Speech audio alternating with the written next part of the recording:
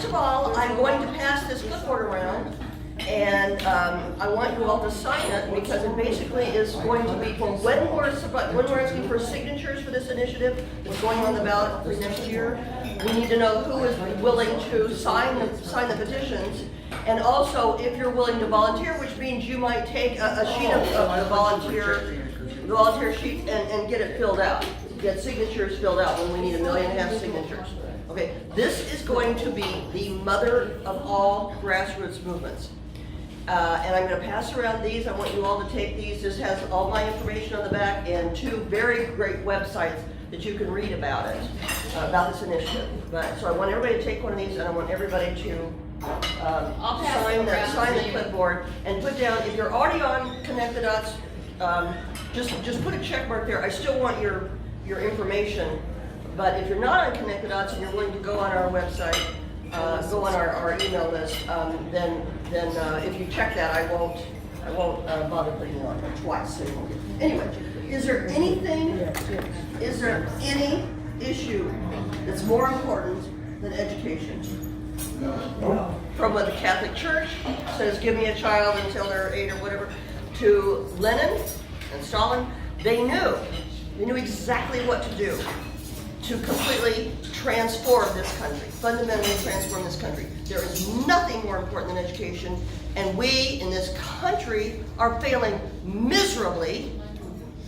And here in California, it is literally an outrage. We are in crisis, and we have among the top, with second highest paid teachers in the country, and we are second and third from the bottom in test scores. Now let me let you know, 90% of the teachers are good, solid, dedicated teachers who love their students and they're competent or better. But the bottom 10% that are protected by the teachers union do so much damage that it literally drags down everybody. And who pays that price more than anyone? Poor Our Black children and Hispanic students. Poor Black and Hispanic students. The very students they claim to care about. Everything is for the children. And Arthur will be telling you about these outrageous things. I don't have time to tell you about it today. I'll tell you about it in time. About the bills that are before Congress, the anti-charter bills, the charter school bills, and the sex ed and the gender ed, the new framework that's coming out. It is stunning what they are doing. Right. Why are they doing it? Why are they allowed to do it? Because they have a 2/3 majority in the legislature. And they can have 100-to-1 parents show up against any of these bills. And it doesn't matter. They don't care. Why? Because they don't have to. It's like as Larry Elder says, the bumper sticker, we don't care, we don't have to.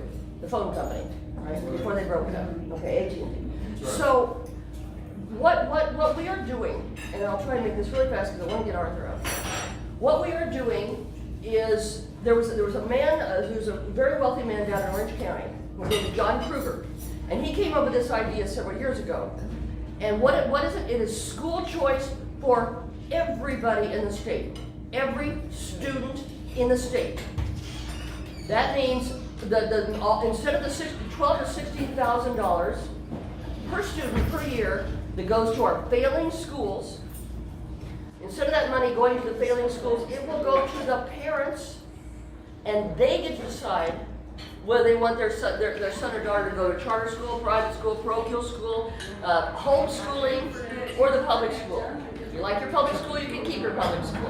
And some of them are very good. But even in good school districts, which is my area, in Woodland Hills and Calabasas has among the best schools in the San Fernando Valley. Well, on Sunday at Karen Saban's event, a school reformer by the name of Lance Azumi told us about a charter school that they were wanting to form in a very good school district in a small city outside, small suburb of Sacramento. It was already a good school district, and they thought but they wanted to have something that was very patriotic,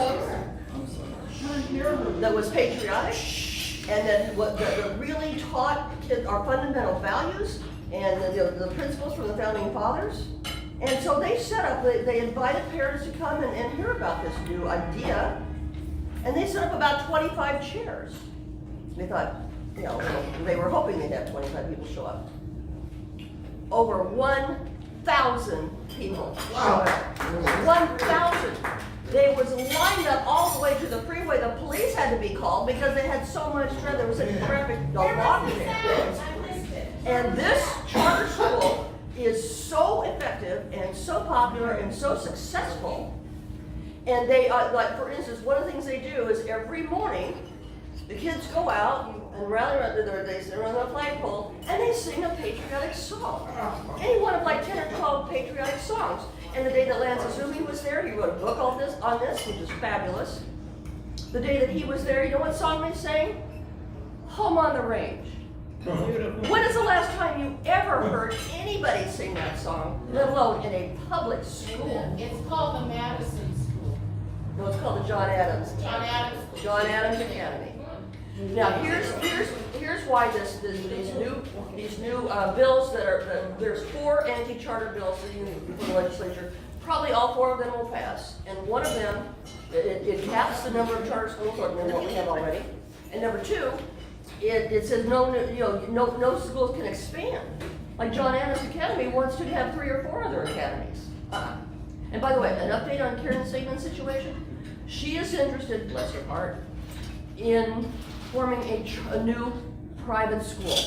Not a charter, doesn't want anything to do with government controls, but new private school, which would be stunning. Great. But Joe Rykoff, I don't know how many of you know Joe Rykoff. I know, She's fabulous. Her husband is one of the top labor lawyers in California.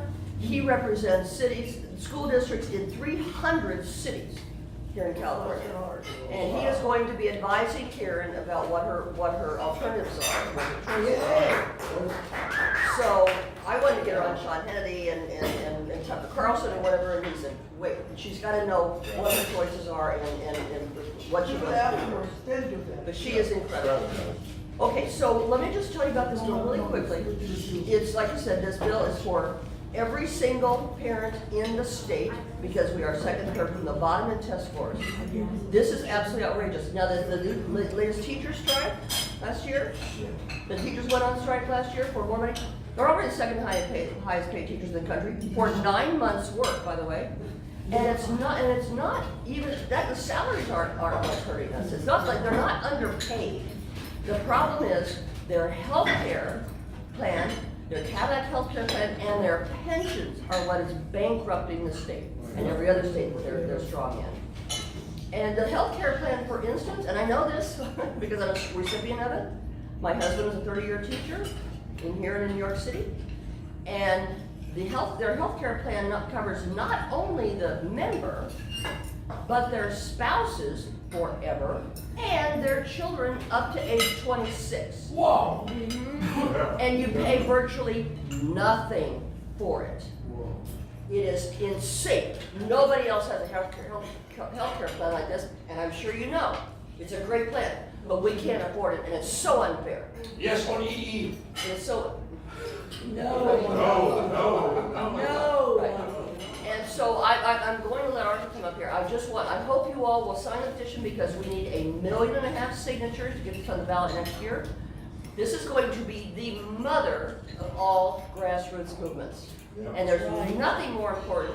And I want you to put it down there if you're willing to volunteer, which I said can be anywhere from going to a school and passing out flyers and hosting parents who may want to learn more about this at your home. And what we're suggesting they do also is to find the private schools or the parochial schools or the Jewish schools, what are in those neighborhoods.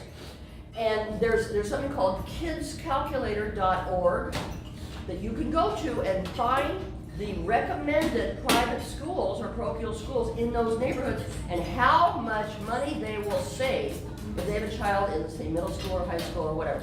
It is stunning, and the last thing I'll say is every single demographic is in favor of this issue, is in favor of this, including most Democrats and over 70% of millennials, who are the biggest beneficiaries, and blacks, who are the second biggest beneficiaries, and Hispanics. So this is an idea whose time has come. The governor in Florida, only one, a Republican governor, who ran against a black Democrat candidate. And the black Democratic candidate was against school choice. They have very good school choice programs in Florida, not statewide, but individually. And 100,000 black mothers And 44% of Hispanics came out and voted for our pasty white guy. And you know what his margin of victory was? 0.4%.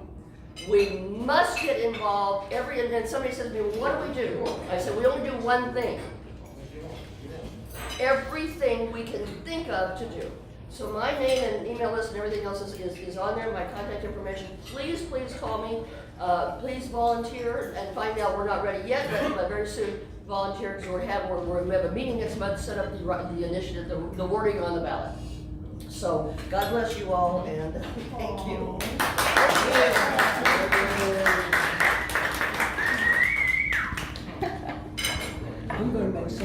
You can imagine what it would be like if we get our organization tighter